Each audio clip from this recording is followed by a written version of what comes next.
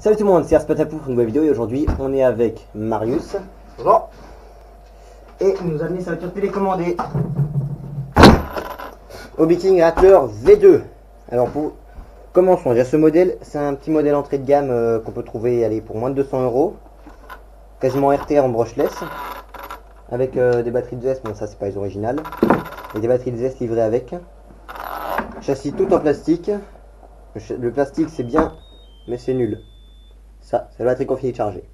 Donc le plastique c'est bien, mais c'est nul. C'est bien parce qu'en fait, ça flex en cas de problème, mais en cas de gros choc, Ça casse. sur ce genre d'architecture en tout cas, ça casse. Parce que c'est plat, il n'y a vraiment quasiment aucun vrai moyen de solidifier. Donc c'est bien ce genre de châssis si on reste à piloter normalement. Donc triangle en plastique, double triangulation, voilà, amortisseur hydraulique. Bon, je viens de refaire les huiles, c'est pour ça qu'il est mieux là, pour ça. Donc, amortisseur accord plastique évidemment.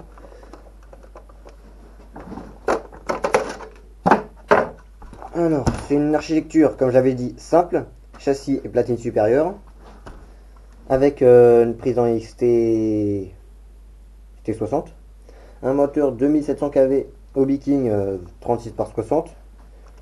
Rien de bien fou pour un 1/8, mais pour le poids, allez, on va comparer avec mon Hyper 9.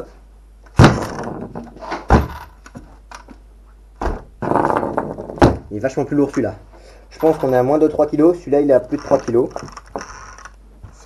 Donc juste pour l'histoire. Hein.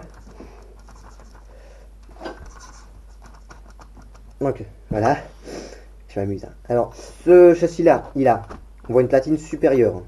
Contrairement à mon Hyper 9 qui lui a des renforts qui partent de la cellule au châssis. Ensuite, alors juste pour vous dire l'histoire, de base mon Hyper 9 avait une architecture très similaire à celui-là. C'est-à-dire la couronne est différentielle vers l'arrière avec simplement un grand axe au centre. Sauf qu'en fait, vu que le Hyper 9 il prend quand même un peu de vitesse, la grand axe il se mettait à vibrer énormément au centre. Et une fois qu'il était tordu, c'était impossible de le retracer vu qu'il vibrait vraiment trop. Donc ça va bien sur les petits modèles 1/10, mais pas sur les trop lourds. Donc je disais, un grand axe au centre et un axe rigide, comme le JLB Cheetah, comme pas mal de modèles entrée de gamme. Alors censé être un 1/8.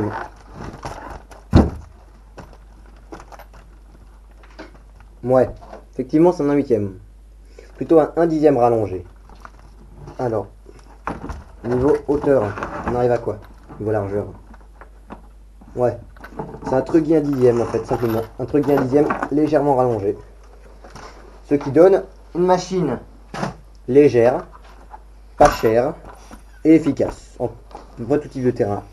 Les pneus ils sont vachement mous quand même. Il y a de la mousse dedans évidemment. Et ils sont pas flats comme les miens. Et les miens ils sont slick de chez Slick. Hein. Faut vraiment que je les change. Ouais. Tout en plastique, ouais. Maintenant, parlons de la radio. C'est une petite radio Hobby King. Comment nous cette De le côté. Avec les couverts qui sont encore pétés. Donc, c'est cherche quoi. Une petite radio Hobby King avec des potards pour le trim de direction, de gaz, inversion. Et il y a même pour brider les gaz. Contrairement à la Tactical qui n'en a pas de bridage de gaz. C'est extrêmement bien. Ça c'est extrêmement bien quand même pour le prix. La carreau rend bien fou quoi. On aime ou on n'aime pas. Donc on va aller rouler tout de suite. Hein. Ah oui, je peux vous dire aussi. Triangle avant et arrière sont exactement les mêmes. Vous verrez voir. C'est simplement aussi pour éviter les frais de conception.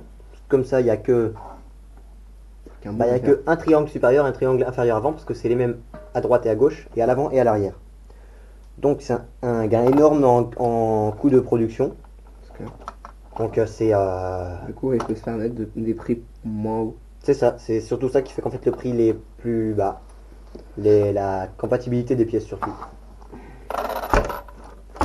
Donc je pourrais dire que le châssis ressemble à d'autres et puis à d'autres et puis à d'autres, mais en même temps ce châssis est très Basique. commun au châssis basique, oui exactement.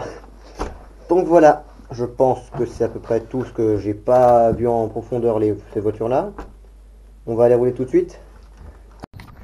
Salut tout le monde, c'est Arspastapouf. Aujourd'hui on se retrouve pour le test du Hobby King Rackler avec du Obao. 2S, 3S, Marius dit bonjour. Bonjour.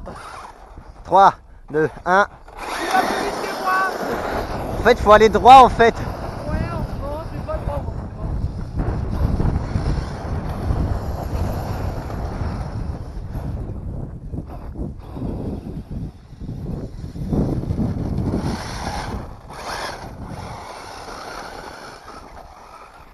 T'es où là? T'as vu quoi? Je suis là-bas.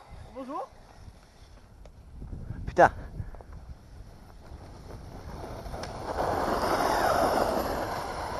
T'es vraiment fait course de drague. Quoi? Course de drague, mets-toi à côté de moi. Ok. Et j'ai les pneus quasi slick mon gars, et ça fait absolument aucune adhérence.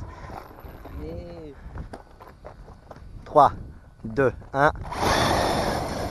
Ah ouais, ma bagnole elle se barre. Je crois les modifs que t'as faites elles sont pas géniales. Mais non, juste t'as pas différence en fait, en gros toute la puissance c'est passé au arrière. Juste pour ça. Waouh! Putain, elle a vite la tienne.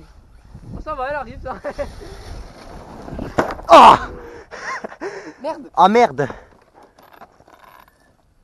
Ah merde! Ah merde, je crois qu'il est cassé là. Un peu. Du coup, je fais quoi? Je te regarde. Eh, ah putain mec, t'as cassé un truc. Et ça fait combien de temps qu'on roule? Ça fait 1 minute 30. Bon bah, de retour à la maison, hein, on a cassé. Enfin plutôt, il a cassé, hein. Alors comme vous avez vu dans la vidéo, il me fonçait dans le pied. Je peux les images du crash en lui-même. Alors pour le mien, RAS, j'ai plus le temps de finir un pack pendant qu'il constate un peu les dégâts. Donc, RAS. Ensuite, lui. Constatation des dégâts. Alors, le triangle. En fait, c'est le point faible du triangle. Je sais pas si vous allez voir. Là, la partie, là où il y a le pins, là où il y a l'axe, et c'est barré. C'est vraiment un point faible des triangles, ça. Faudrait que je fasse comme le mien avec des petites équerres en métal, que j'ai pas ça en ce moment. Avec des U en métal plutôt. Donc, c'est pas une pièce très chère à changer, mais longue à arriver. Une rotule d'éclipsé, c'est tout. Un dog bone perdu. Voilà. Et un digammateur tordu. Ok, il faut le faire. Non, c'est quand même... waouh. Je pense que t'as fait comme ça. Ouais, un peu comme ça. Là, genre, ça a fait comme ça a cassé ça. En fait, ça a fait tac. Ouais. Et en même temps, ça a forcé contre le truc, ça... Voilà, donc c'est chiant. C'est vachement chiant parce qu'on a roulé 1 minute 30. Donc, mais moi, ça fait chier quand même. Et je suis sûr que je trouve pas de la caméra.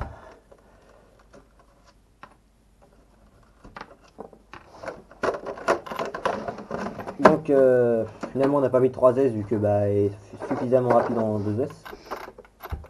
Et puis, elle rencontre pas la 3S aussi, de toute façon. Donc, dommage. Voilà, c'est tout pour la vidéo. J'espère que vous avez aimé. Si c'est le cas, n'hésitez pas à mettre un pouce bleu, toute la totale. Pouce bleu, commentaire, abonnez-vous.